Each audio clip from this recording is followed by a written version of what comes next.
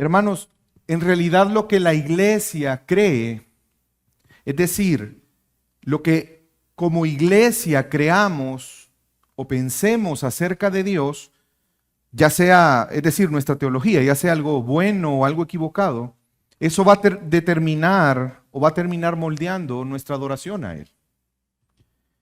Lo que creemos de Dios moldeará la forma también en que le adoramos.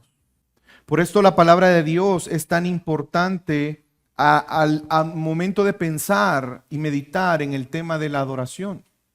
Por esto la palabra de Dios es parte de lo que hacemos en adoración a Dios cada domingo que nos reunimos. Y quiero recordar brevemente lo que hemos estado aprendiendo en esta serie en relación a la adoración. Y uno de los puntos más importantes y que hemos estado recalcando es lo que doctrinalmente se conoce como el principio regulatorio de la adoración. Dios exige adoración, pero esa adoración tiene que ser de la forma en que Él ha establecido que Él desea ser adorado. Y quiero que vayamos a nuestra declaración de fe porque hay un numeral en la declaración de fe que resume una buena parte de lo que hemos estado aprendiendo. Y dice, la lectura de las Escrituras, la predicación y la audición de la palabra de Dios, la instrucción y la amonestación los unos a los otros por medio de salmos, himnos y cantos espirituales, el cantar con gracia en el corazón al Señor, como también la administración del bautismo y la cena del Señor, son parte de la adoración religiosa a Dios que ha de realizarse en obediencia a Él, con entendimiento, fe, reverencia y temor piadoso. Además, la humillación solemne con ayunos y las acciones de gracias en ocasiones especiales han de usarse de una manera santa y piadosa. ¿Verdad que resume bastante de lo que hemos estado aprendiendo? Obviamente esto tiene una base bíblica y es lo que hemos estado meditando. También hemos aprendido que para presentar una adoración aceptable a Dios, nuestra adoración no es, como en el Antiguo Testamento, ritualista, no es algo físico, sino que ahora en Cristo, cada uno de nosotros hemos sido hechos adoradores, espíritu y verdad. Un corazón lejos del Señor hará que nuestra adoración sea vana. Por eso es importante, hermanos, que cuando Dios nos llama a congregarnos, tenemos que reconocer que somos la iglesia, somos llamados por Dios y que Él está aquí con nosotros. Al unirnos a Cristo, Él nos ha hecho ahora su casa espiritual. Y cuando nos congregamos todos juntos, somos esa casa espiritual que presenta adoración aceptable a Él en Cristo. Y hemos estado meditando en eso. La razón por la que nos congregamos no es por costumbre, no es por una práctica religiosa. Es algo que expresa nuestra fe. El saber que ahora Dios mora en nosotros. Pero Él ha querido constituir la unión de su pueblo como la casa de adoración y un sacerdocio santo para rendir adoración a Él. Y recuerden que si reconocemos que Dios está aquí en medio de nosotros, entonces debemos de reconocer que es importante el tener un comportamiento específico. Y quiero recordar 1 Timoteo 3:15, Pablo dándole instrucciones a Timoteo en cuanto a la iglesia le dice, te escribo para que sepas cómo debes conducirte, o más bien, cómo debe de conducirse uno en la casa de Dios, que es la iglesia del Dios vivo, columna y sostén o baluarte de la verdad. Debemos respetar los actos cuando nos congregamos, pero sobre todo debemos respetar a Dios. Dios es un Dios santo.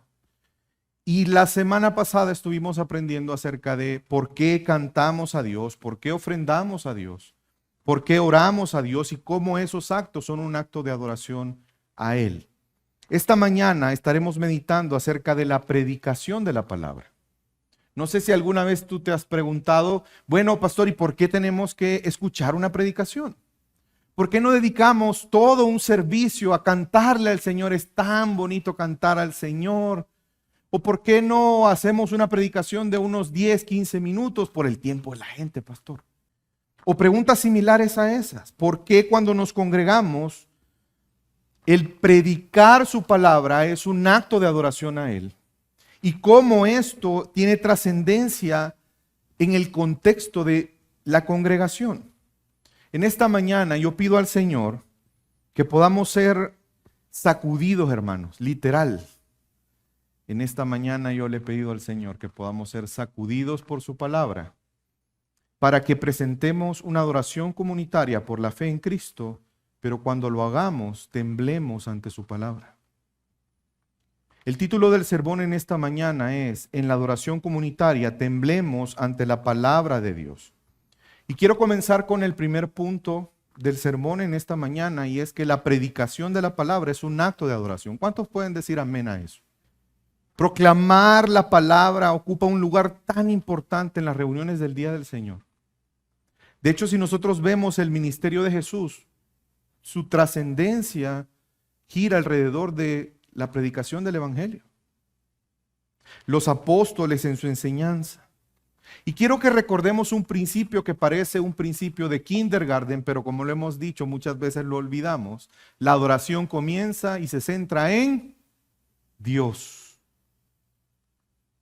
Por lo tanto, la predicación como un acto de adoración, ¿en quién debe de estar centrado? En Dios. Y esto es algo que podemos entender de manera implícita, o Dios ha pedido que la predicación de su palabra sea parte de la adoración a Él. Y ese es el tema que quiero, ese es el punto trascendente en esta mañana. Porque, hermanos, recuerden, los actos de adoración en el día del Señor y siempre no pueden ser actos inventados por nosotros. ¿Y tú estás seguro que la predicación es un acto que Dios ha pedido? ¿O será que en el transcurso de la historia alguien lo habrá pensado y por costumbre lo hacemos? Pues en esta mañana vamos a meditar al respecto. Y quiero para esto que vayamos al libro de Isaías, del profeta Isaías. Si hay un tema principal en el libro de Isaías, es el tema de la salvación. Y quiero dar rápidamente un contexto. En el tiempo de Isaías, la nación disfrutaba de cierta prosperidad, cierta tranquilidad y cierto poderío militar.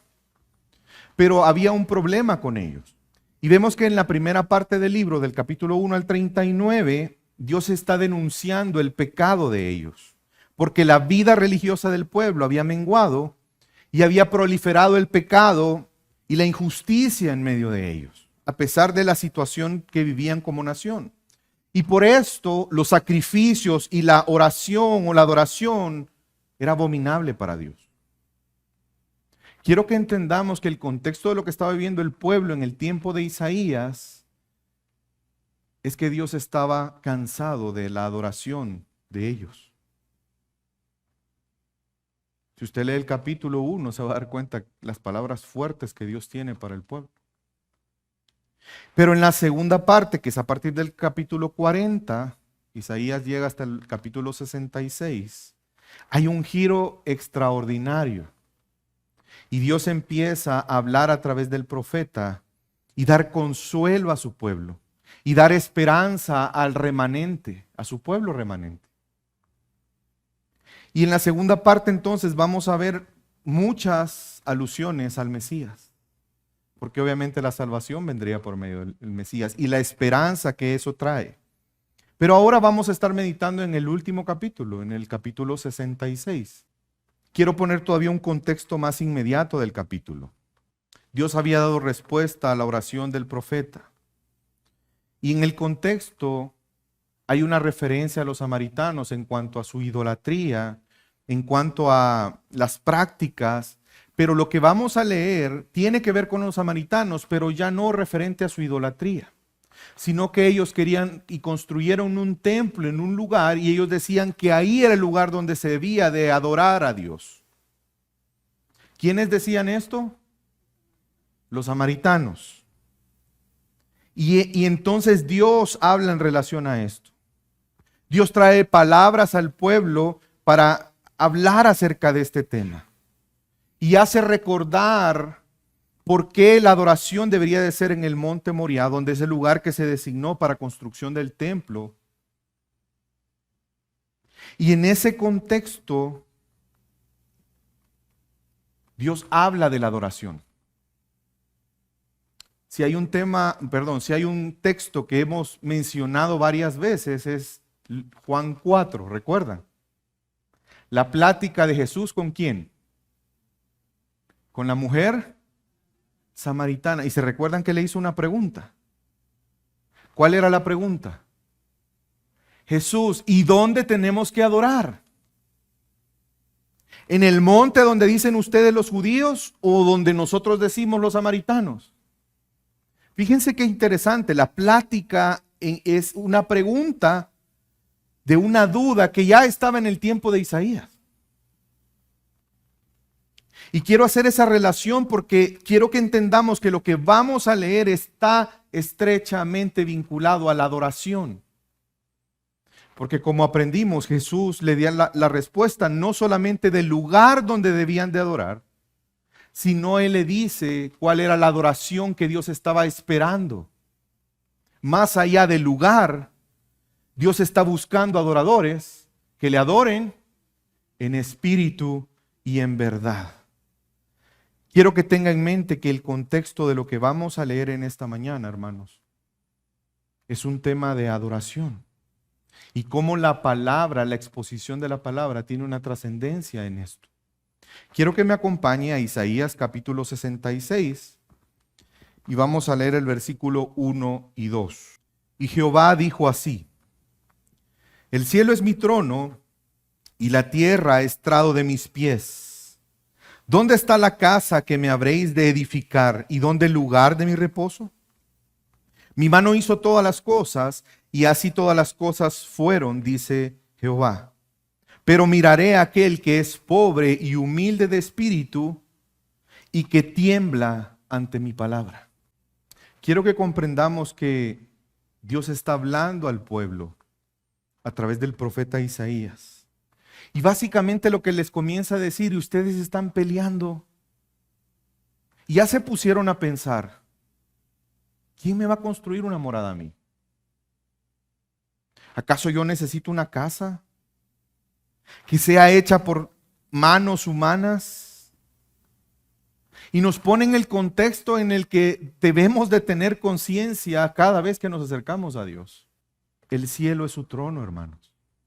Y la tierra es estrado de sus pies. Ubiquémonos. ¿Dónde está Dios? ¿Dónde estamos nosotros? ¿Qué tan grande es Dios? ¿Qué tan pequeños somos nosotros? Nadie puede edificar una casa para que Él habite. Edificarle un templo no es un asunto para contender para la gloria de los hombres. Qué triste es cuando los hombres en nombre de Dios quieren edificar grandes templos, pero para su propia gloria. No para la gloria de Dios, no para la adoración a Dios. Y eso es lo que Dios está denunciando aquí. Dios no está diciendo que Él no quiere ser adorado por su pueblo. Lo que Dios sí está diciendo y lo que Dios está rechazando son los rituales que provienen de personas con un corazón alejado de Él. Y el tema aquí es la naturaleza de la adoración en el nuevo templo. Pero qué interesante es que esa adoración en el nuevo templo tiene que ver con actitud, tiene que ver con corazones, tiene que ver con respuesta ante el reconocimiento de la grandeza de Dios. Dios no está diciendo, no quiero que me adoren. Fíjense en la parte final del versículo 2, pero miraré al que es pobre y humilde de espíritu. Y estas personas pobres y humildes de espíritu tendrán una cualidad. ¿Cuál será esa cualidad, hermanos? Y que tiemblan ante su palabra. La pregunta es, hoy que estamos aquí congregados, ¿venimos delante del Señor con un espíritu pobre y humilde? Hermanos, la pregunta hoy es si nos estamos presentando delante de ese Dios santo, grandioso, y temblamos al escuchar su palabra. Esa es la pregunta que tenemos que hacernos en esta mañana. Porque es lo que Dios espera cuando su pueblo le adora, más allá del lugar de adoración. Hermanos, esto que Dios está diciendo tiene que ver con nuestro carácter, tiene que ver con nuestra conciencia, tiene que ver con nuestra fe. cuando venimos y nos congregamos.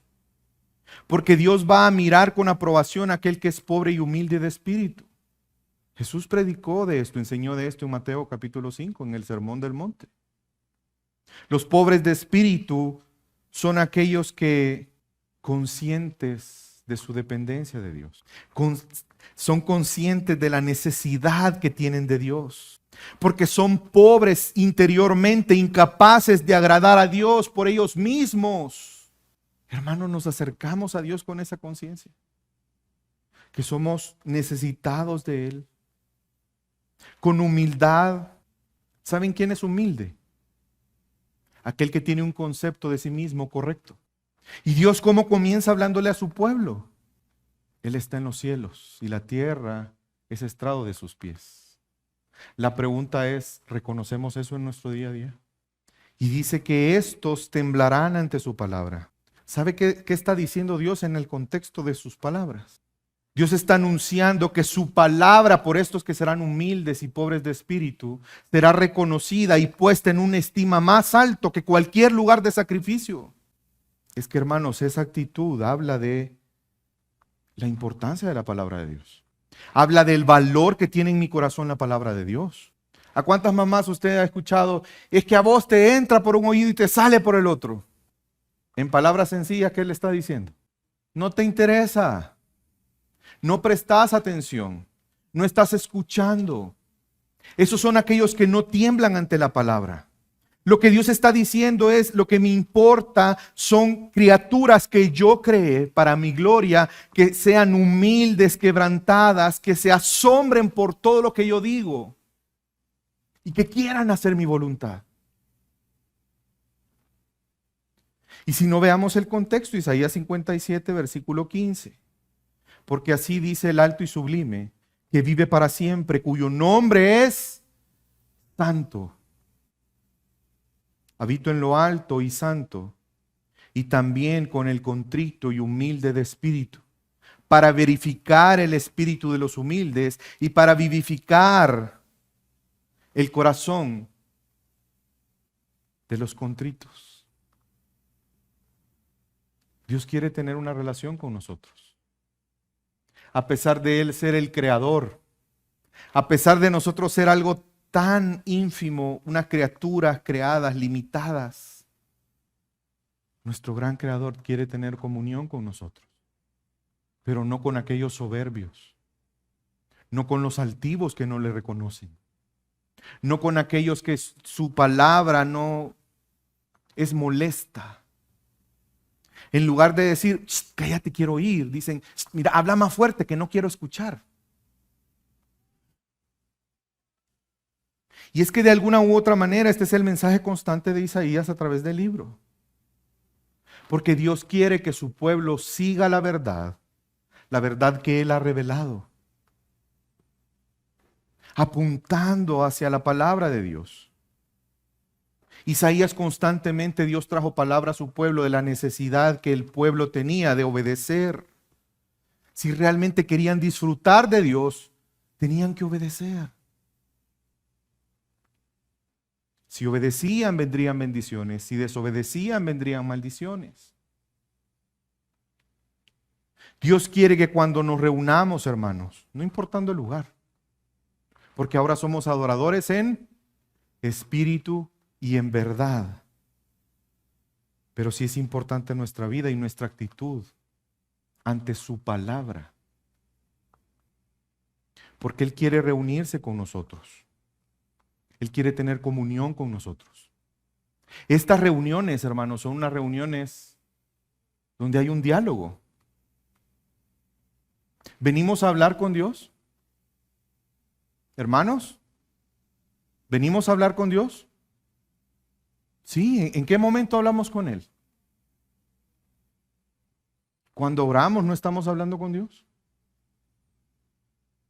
Pero Él también quiere hablarnos a nosotros. Y Él nos habla a través de su palabra. Por eso es importante. Y hoy en día la iglesia contemporánea está enfrentando una gran tentación de poner énfasis en cosas que Dios no ha pedido, que no es la voluntad de Dios. de poner un énfasis que ha llevado a desenfocarnos de la voluntad y de los propósitos y de la gloria de Dios. Por ejemplo, el crecimiento. Hay un afán por crecimiento numérico.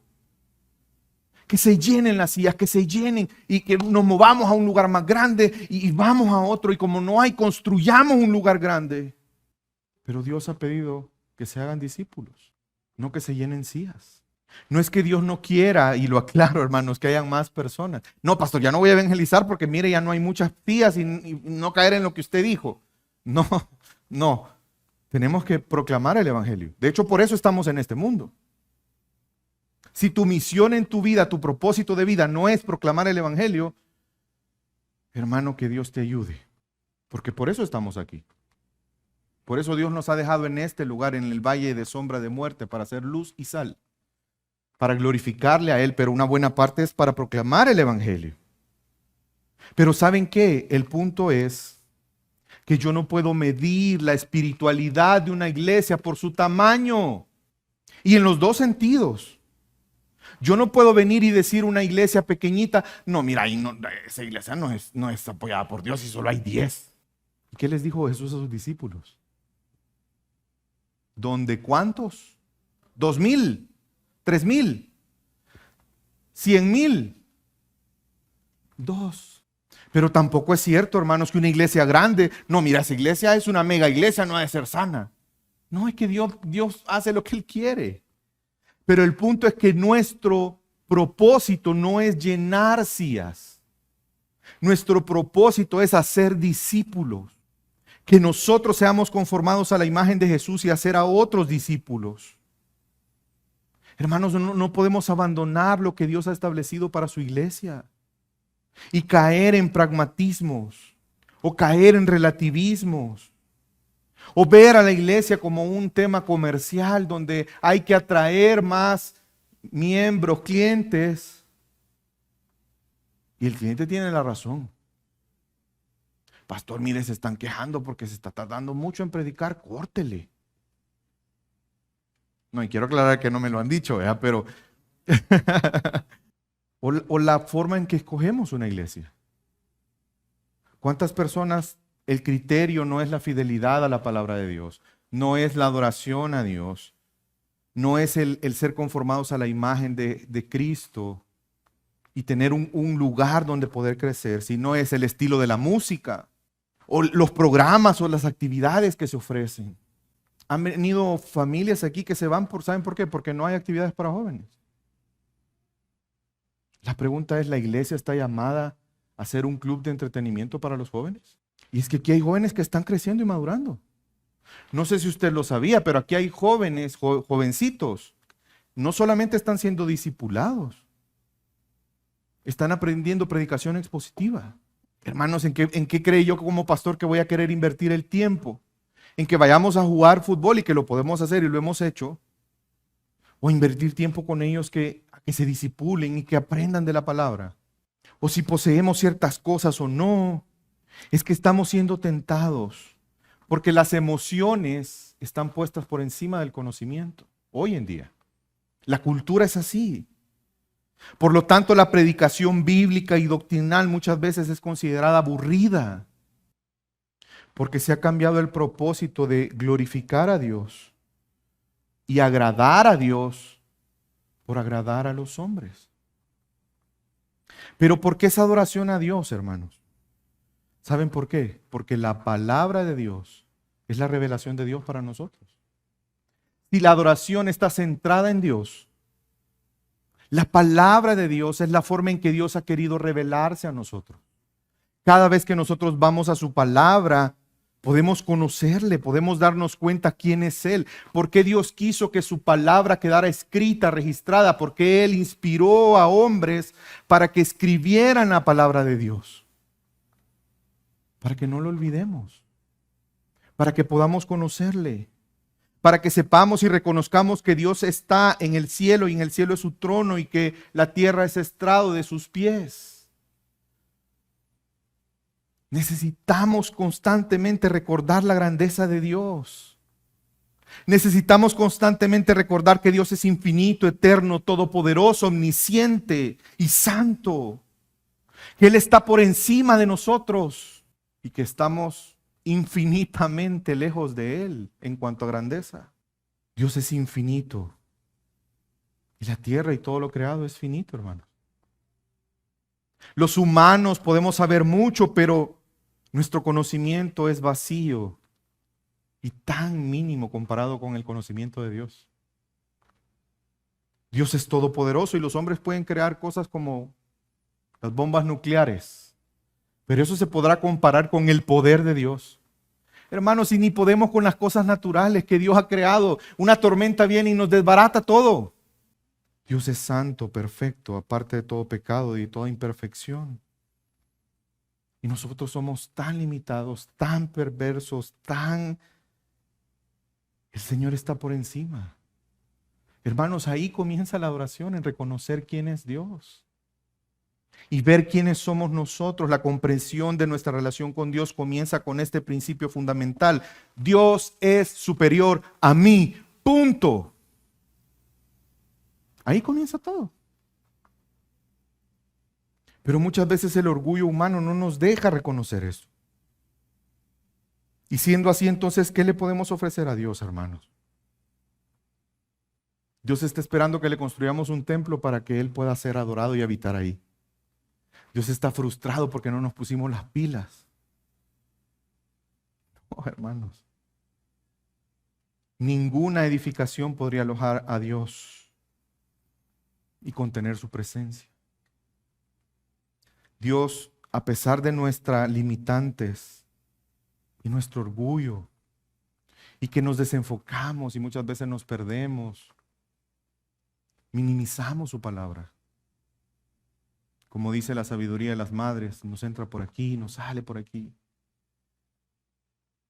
Pero ¿saben qué es parte de la grandeza de nuestro Dios? Que Él es misericordioso. Él eligió amar a su iglesia. Él decidió tomar forma de hombre, enviar a su Hijo para que tomara forma de hombre, para rescatar a estos hombres que se olvidan de Él. Pero es que Dios es fiel a Él mismo y Él nunca olvidará su pacto. Hoy cantábamos, nadie nos podrá separar del amor de Dios en Cristo. Dios optó por eso. Dios decidió enviar a su Hijo para que Él, siendo Dios, se autolimitara y tomara forma de hombre. Naciera en un pesebre y muriera en una cruz, siendo Él santo, justo, sin pecado.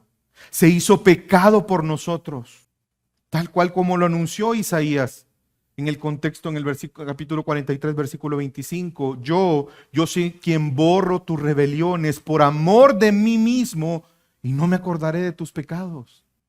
Hermanos, tenemos que reconocer esto. Cada vez que nos congregamos tenemos que reconocer esta verdad, el valor que tiene la obra que Dios ha hecho para que podamos estar aquí reunidos en su nombre, adorándole a Él. Es poca cosa. Tiene poco valor todo lo que Dios ha hecho para que podamos estar aquí hoy y venir confiadamente ante su trono de gracia, sabiendo que podemos conocerle, que podemos vivir para Él. Y saben que Dios se ha revelado a nosotros a través de su palabra. Pero hay una revelación más grande y es Cristo Jesús. Juan en el capítulo 1 dice en el versículo 1, en el principio existía el verbo y el verbo estaba con Dios y el verbo era Dios. Pero si nos vamos al versículo 14, y el verbo se hizo carne y habitó entre nosotros y vimos su gloria, gloria como el unigénito del Padre, lleno de gracia y de verdad para nosotros. ¿Por qué la palabra de Dios es central cada vez que nos reunimos a adorar a Dios? Porque la palabra de Dios nos conduce a Cristo. Y solamente a través de Jesús, para nosotros fue hecha realidad la verdad. Solamente en Jesús podemos conocer a Dios. Jesús le dijo a Felipe, el que conoce al Padre, me conoce a mí. Jesús habita corporalmente en él la plenitud de la deidad. Y por eso se expone su palabra, para que podamos conocer a Dios a través de Cristo. Que podamos ver su grandeza, que veamos su ser, que nos regocijemos en saber quién es Dios, que admiremos sus obras. Y que lo hacemos precisamente basados en la comunión que Cristo logró para con Dios. Hermanos, cada vez que nos reunimos celebramos que hoy tenemos paz para con Dios. Y te hago una pregunta, ¿no es acaso para ti una buena noticia saber que tienes paz para con Dios? Que puedes venir delante de Él con confianza. Porque entre más conocemos a Dios, ¿sabe qué va a haber? Más adoración. Y por eso predicamos su palabra. Para que podamos conocerle. Dios se ha revelado a sí mismo a través del Hijo. Pero la palabra de Dios da testimonio de Jesús. Por eso Él es el centro de la adoración, incluyendo la exposición de la palabra. Dios está entre nosotros, hermanos. Dios está entre nosotros y Él quiere edificar su iglesia. Es que miren, Dios es tan bueno que Él no solamente nos reúne para adorarle, Él nos reúne para consolarnos, para animarnos, para edificarnos, para fortalecernos. Eso sí, todo para su gloria. Pero somos bendecidos solamente a través de su palabra. Podemos contemplar la grandeza de Dios.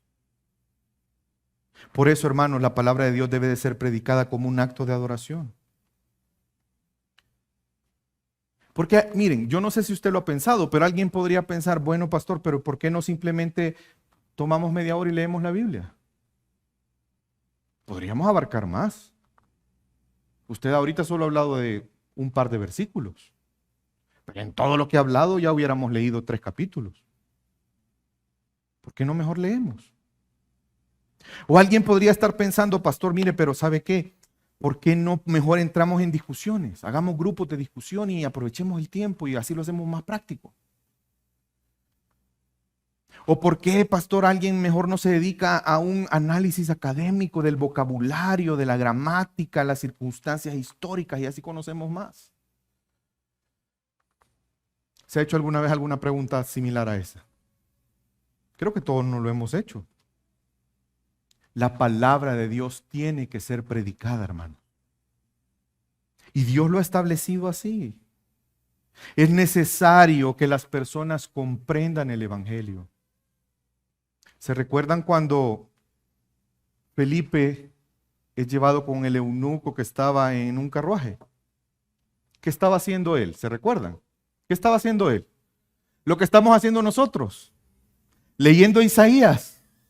Y Felipe le hace la pregunta más importante. ¿Entiendes lo que lees? ¿Y cuál fue la respuesta? Es que ¿cómo voy a entender si no hay quien me lo explique? Por eso, hermanos, la palabra de Dios tiene que ser predicada. ¿Cómo creerán de aquel que no han oído? ¿Y cómo oirán si no hay quien les predique? Dios en su voluntad ha decidido que las personas se conviertan por la locura de la predicación. Hermanos, no es las experiencias las que nos edifican. No son las historias interesantes las que convertirán a una persona. Es la palabra de Dios, el evangelio predicado.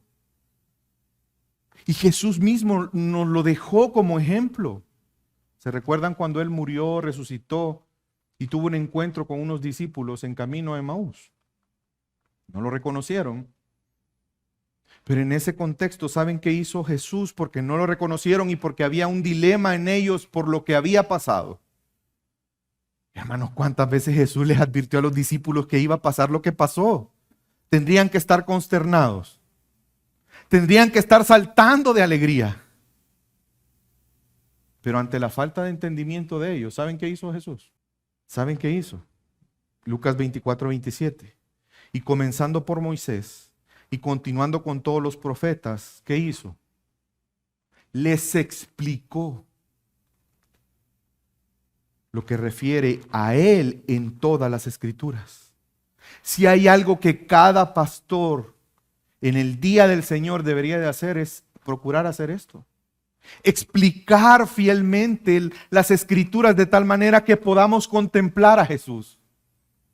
Porque solo en Él hay salvación. Y de hecho Pablo se lo dijo a Timoteo. Segunda de Timoteo 4. Te encargo solemnemente. Como Pablo hace referencia a lo que le va a decir a Timoteo. Te encargo solemnemente y en la presencia de Dios y de Cristo Jesús, quien ha de juzgar a los vivos y a los muertos por la manifestación y por su reino. ¿Se da cuenta el peso que le está poniendo? Le está diciendo, quiero que escuches, pero quiero que escuches solemnemente, sabiendo que estás en la presencia de Dios y de Cristo. Quiero que escuches sabiendo que Jesús va a juzgar a los vivos y a los muertos. En pocas palabras, te va a juzgar a ti. Ve que hay dos puntos ahí. Habiendo dado esa advertencia o ese peso, le dice, ¿qué le dice? Predica la palabra. Los púlpitos no son para contar chistes. No son para entretener al pueblo.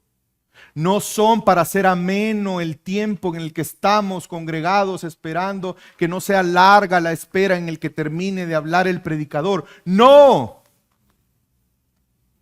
Predica la palabra. Insiste en tiempo y fuera de tiempo. Redarguye, reprende, exhorta con mucha paciencia e instrucción. ¿Se da cuenta por qué tiene que haber predicación y no solamente lectura? Porque tiene que haber instrucción, enseñanza. Porque vendrán tiempos. ¿Cuál tiempo? Cuando no soportarán la sana doctrina, sino que teniendo comezón de oídos. Yo no sé por qué a veces algunas personas entienden comezón de oídos como algo bueno, que la gente quiere oír. No, es que no aguantan oír. Le ha dado comezón de oído, le ha picado el oído. Eso es desesperante. Para la gente es desesperante la sana doctrina. No lo quieren oír. Están dispuestos a oír motivadores que usan versículos y se llaman supuestos predicadores. Sino que teniendo comezón de oír, acumularán para sí, ¿qué? Maestros, conforme a sus propios deseos. ¿Y qué hará esto? Es una condenación. Apartarán sus oídos de la verdad y se volverán a mitos. Es que, hermanos, la predicación debe estar centrada en Dios y no en el hombre. Debe de testificar la grandeza de Dios. La palabra de Dios predicada debe de ser centrada en Cristo, siendo fieles a la Escritura, al mensaje de la Escritura. Porque lo que está en juego, ¿qué es? El conocimiento de Dios, la salvación de las personas, la edificación de la iglesia. Porque sin el Evangelio, hermano, no podremos vivir para la alabanza de la gloria de Dios. No podremos ser verdaderos adoradores. No importa cuántos rituales cumplamos. Tiene que ser basada en la verdad. La predicación no puede ser un instrumento que yo use para apoyar mis ideas. Es que Dios tiene propósitos para cada congregación. Hermanos, quiero que entendamos que lo que Dios nos está hablando hoy es lo que Dios en su soberanía sabe que esta iglesia necesita. Si el Espíritu Santo es quien guía, ¿no te has puesto a preguntar por qué todas las iglesias el Espíritu Santo no hace que coincidamos en el mismo capítulo, versículo para predicarlo? Yo te hago una pregunta, ¿Dios podría hacer eso? Claro que sí. ¿Por qué no lo hace? Porque cada congregación tiene luchas, situaciones, ideas que tiene que renovar y moldear a la palabra. Por favor, no caigas en el error de decir, no fui a la iglesia, no pude ir, pero el lunes voy a escuchar la predicación y como que es menú, ¿vea? Voy a ver qué iglesia escucho la predicación. Ah, este me gusta como predica, o este tema me parece interesante, voy a escuchar esa predicación. Es que lo que tú y yo necesitamos, Dios nos habla en nuestra iglesia local. No está mal que tú escuches predicadores. Yo escucho 3 o 4 prédicas a la semana. Pero yo entiendo, inclusive ustedes me han visto cuando otro hermano predica y yo estoy sentado ahí, yo estoy tomando notas. Cuando yo no he podido venir y otro hermano predica, yo escucho la predicación. Porque yo entiendo que es Dios hablándonos como iglesia.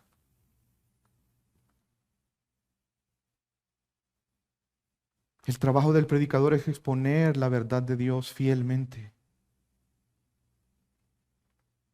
Porque la iglesia es columna y baluarte de la verdad, hermano.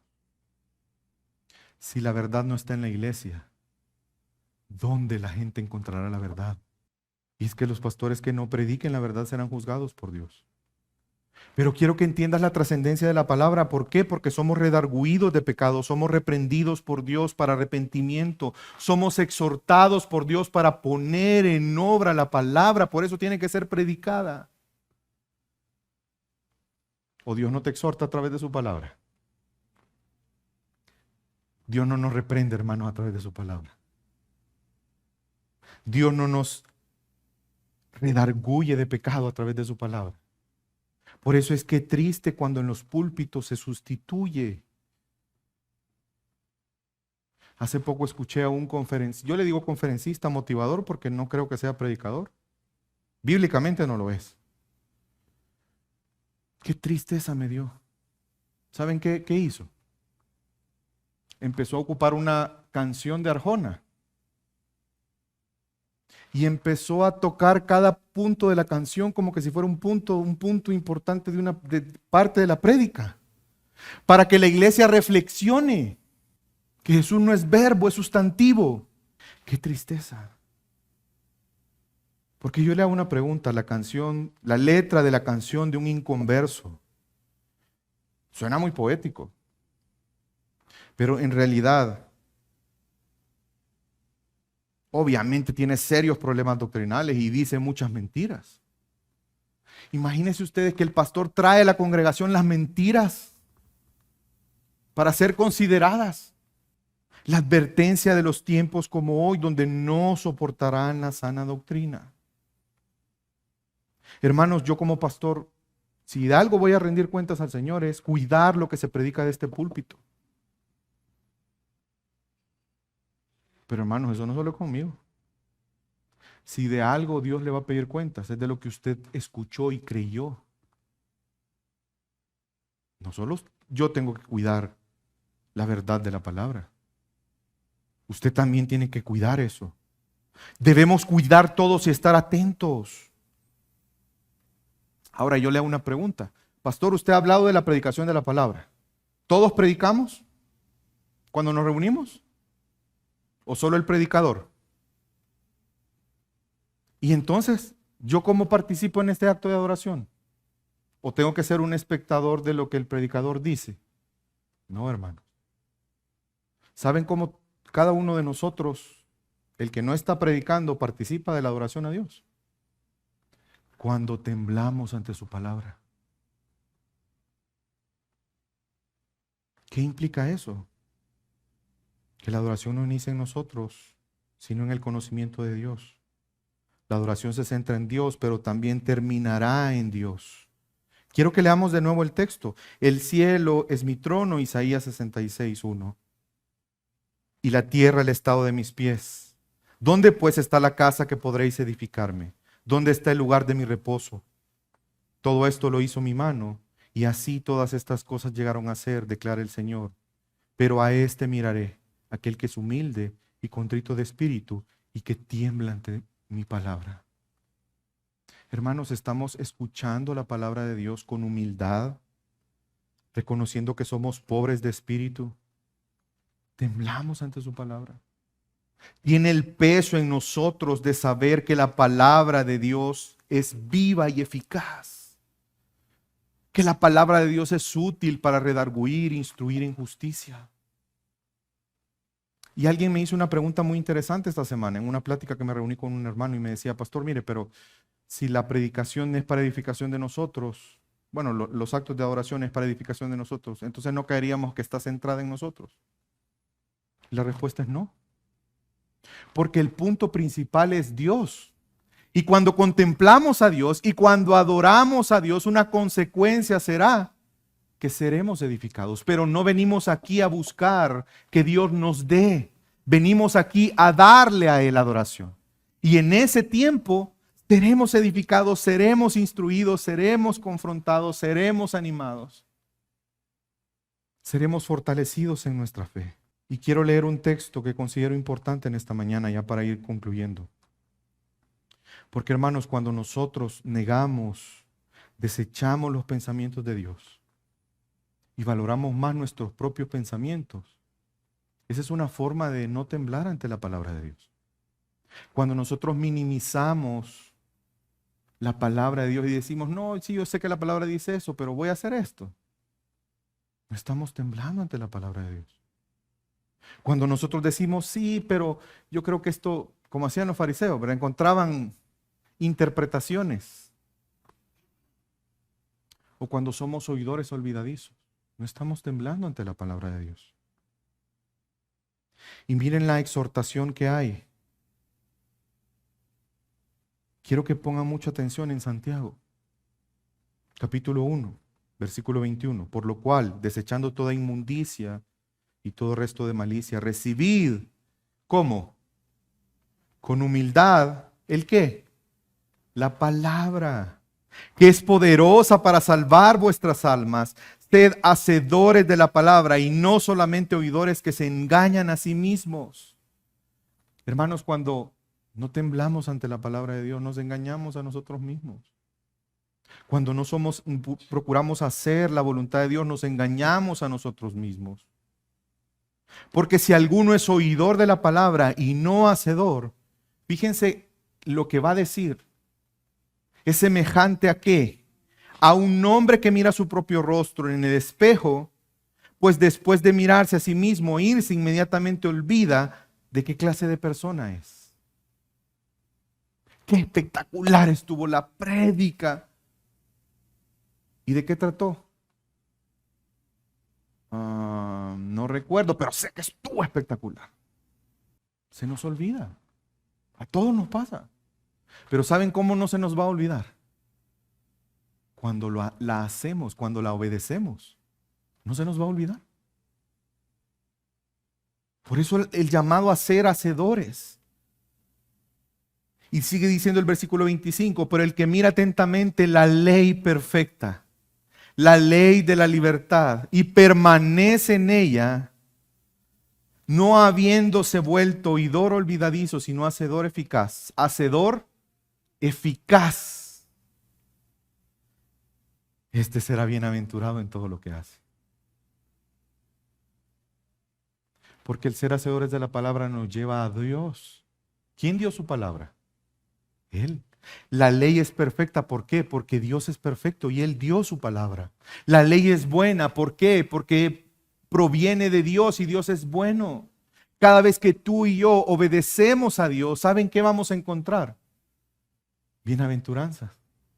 Y sé que alguien podría estar preguntando cómo lograrlo. ¿Cómo tener una actitud correcta? ¿Cómo reconocer constantemente quién soy y quién es Dios al punto que me lleve a la adoración?